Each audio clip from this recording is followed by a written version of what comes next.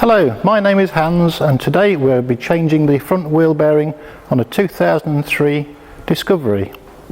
Before we jack the vehicle up, we must use the wheel locking nut key and undo the locking wheel nut and crack off all the wheel nuts.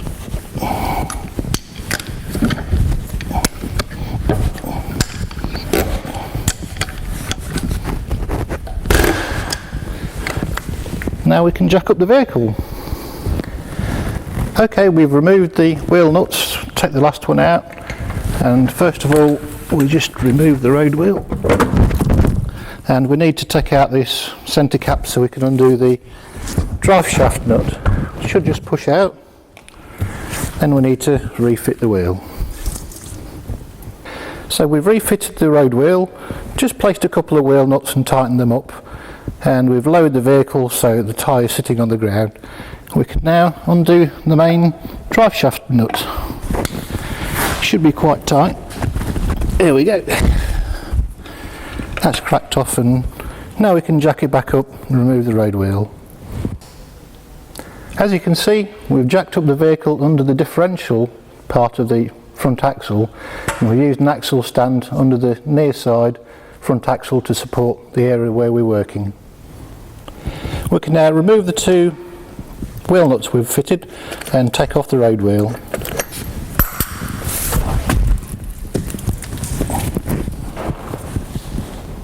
With the road wheel removed, we can now undo the main drive shaft nut.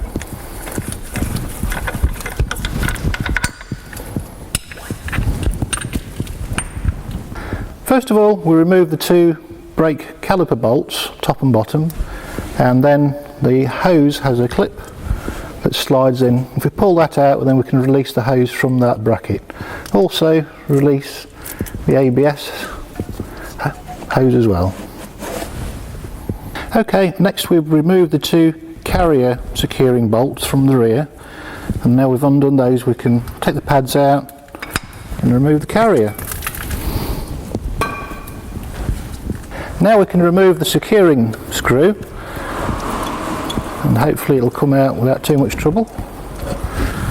And then using a hammer we can just tap the disc off.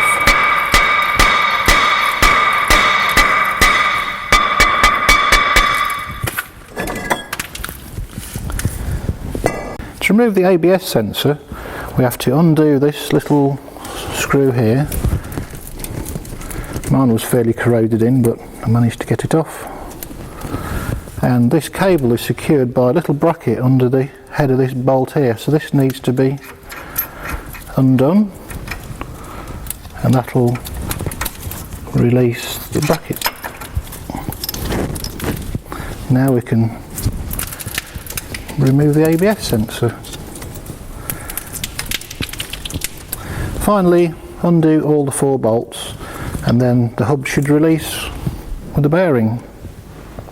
This bearing assembly is quite heavily corroded in, and seeing as we're going to replace it, I'm going to hit it with a cold chisel because we're going to damage it, but as we're throwing it away, that doesn't really matter. If we were putting it back, we'd have to try another way of getting it off. So I'm going to see if I can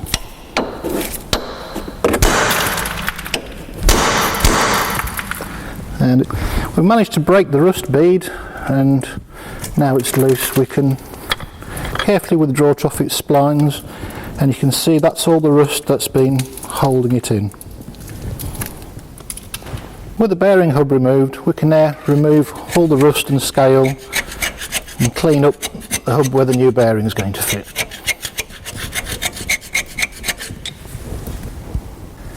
So we've cleaned up all the hub round here, and because one of the old bolts was really worn and loose when I tried to get it off, I'm replacing all the bolts. So we're putting all four new bolts in, and that way we know that it'll be a job done properly.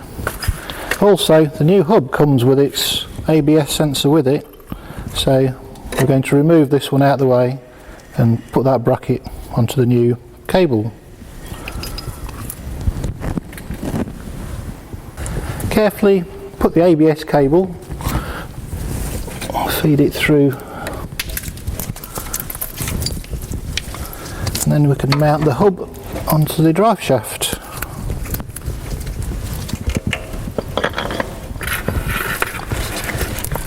carefully making sure that the cable goes through without being trapped.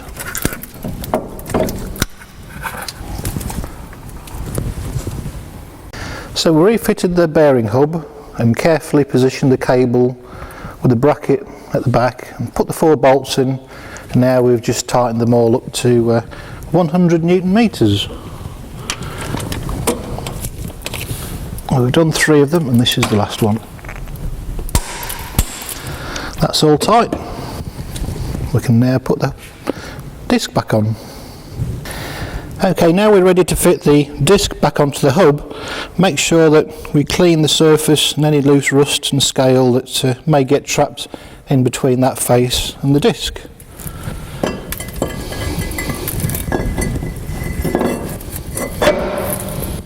I'm using a new securing screw because the old one got slightly damaged.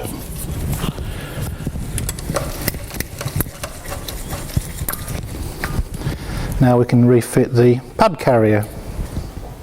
Now we've replaced the carrier and the brake pads, I'm just torquing up the main carrier bolts to 175 Newton meters.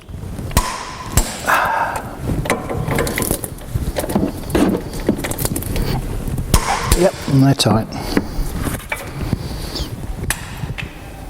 We need to remove the ABS connector, which is on the inside of the inner wing. And if we gently tug 2 parts, it should pull apart. It's held with a grommet in the wing, and if we pull from one side and push with the other, we can feed it through. We've now removed the original ABS sensor. Before fitting the brake caliper, we need to attach the ABS cable just on the first 2 grommet positions on the little brackets. To make it easier to fit, I'm just going to lubricate with some WD. That helps push them into the slots. They are a little bit fiddly, but they will go a lot easier this way. I'm going to leave it not attached at the moment until we put the brake caliper on, and it'll be easier to rotate up the brake pipe and in through the hole through the inner wing. Okay, now we've put the ABS cable on to those 2 brackets, we now can fit the brake caliper basically the same way as it came off and tighten up the bolts. This one's tightened up to about 30 Newton meters.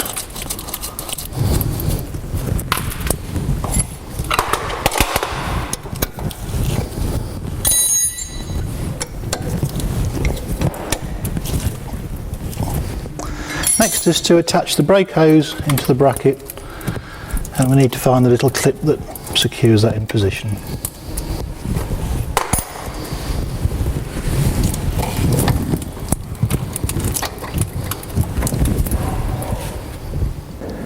Now we've attached the hydraulic brake hose, we can now route the ABS cable up through the hole in the inner wing and push the whole grommet all the way through.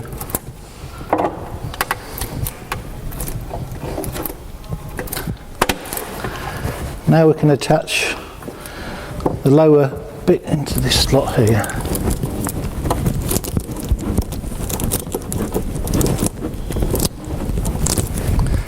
And finally onto the little cable clips. Now we need to go inside from the engine bay and replace that grommet and connect it back to the connector where we disconnected the original from. I'm fitting a new nut on the drive shaft. It's important because it's locked down with a staked bit of the outer edge. A lot of people use the old one, but it's always best practice to use a new one. So we'll just nip it up, put the wheel back, drop it onto the floor, and then we tighten it up. Okay, we refitted the road wheel, put a couple of nuts on, tightened them up, lowered the car down onto the floor, and then tightening up this big axle nut. We need to tighten it up very tight. It needs to be tightened to 490 Newton meters. I haven't got a torque wrench, but I'll be checking it as soon as possible. And I recommend that it is checked to the right tightness. After tightening the nut up, we need to stake that portion of the outer ring into that slot so that it'll hold it down like a split pin and stop it from coming loose. Cold chisel works very well in this groove, and as you can see, it's staked that bit nicely into that slot.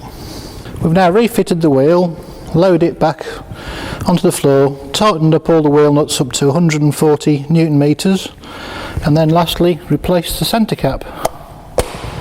That's the job finished.